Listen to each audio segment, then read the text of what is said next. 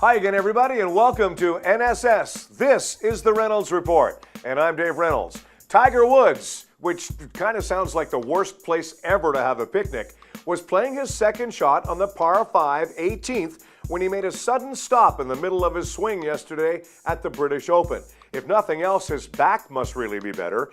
What made him stop and then back off the next shot as well were clicks from cameras. Here we go again. The culprits appeared to be a few journalists using cell phones, and the second time Woods pointed to a corporate tent where 24 people had phones out. There was a lot of cameras out there, Woods said. We were backing off a lot of shots and a lot of people were moving around. It was pretty tough. Now, the Royal and Ancient later put out a statement urging spectators to keep their phones on silent and reminded them that photos were not allowed during the tournament. The number of cell phones wasn't exactly extraordinary. It certainly wasn't as bad as the 2011 PGA Championship or at the Memorial Tour a few years ago when Phil Mickelson sent a text to PGA Tour Commissioner Tim Finchem that phones were out of hand. Mickelson actually withdrew from that tournament because of it. Now, perhaps the worst abuse of cell phone pictures was at the Royal Liverpool in 2006. It was so bad that the R&A banned mobile devices from the Open for the next 5 years. They were allowed again 2 years ago. Now, for this British Open, the R&A has encouraged fans to bring mobile devices and take advantage of its app and Wi-Fi on the course. Woods was asked about the R&A urging fans to bring phones and tablets, and he just said, "Why not just put it on silent?" Good point. Okay, and I did not know this, but apparently there is a sport called ultra running. And ultra runner Adam Campbell was sprinting across one of Colorado's tallest mountain peaks during a more than 160-kilometer endurance race when he heard a loud bang. Then his headlamp smashed and he was knocked to the ground. Yeah, struck by lightning. But despite that, the 36-year-old Vancouver lawyer went on to finish third Saturday in the Hard Rock 100, one of the most challenging mountain running races in the entire world. It actually crosses 13 mountain passes in the San Juan Mountains. Tough guy. Okay, I've recently come to the conclusion that soccer is a fantastic sport. So much so that I'm going to rank it right up there behind basketball, football, baseball, and hockey. What do you think? Hey, speaking of hockey, got some new numbers for you this morning.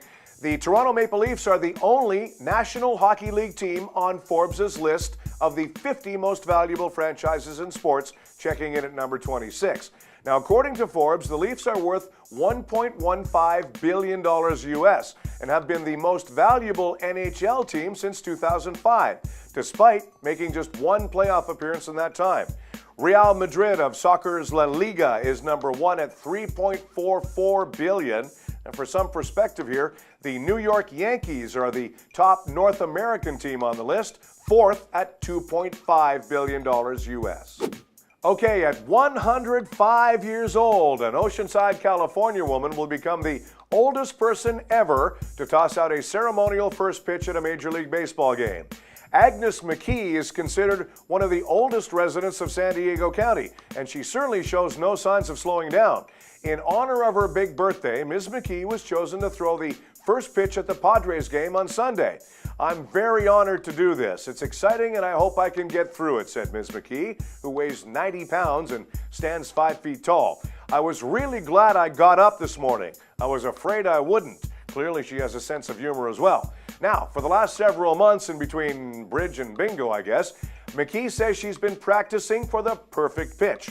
"When this happened, I tried to learn some of the names of the new players on the team in case somebody asked me," she said. Ms. McKee credits her optimism and positive outlook on life on her milestone achievement. She'll spend the evening alongside Mayor Kevin Faulconer and the San Diego Fire Department celebrating her 105th birthday. Congratulations, Agnes. Okay, I guess it takes a couple of crazy university students to come up with a cool idea like this. 2 Harvard students have come up with a new way to bake a cake that apparently has never been done before until now. It's called spray cake, and it's going to turn the quick baking phenomenon on its head. It started out as a class project for John McCallum and Brooke Nowakowski, and they were kind of shocked that it actually hadn't been done before.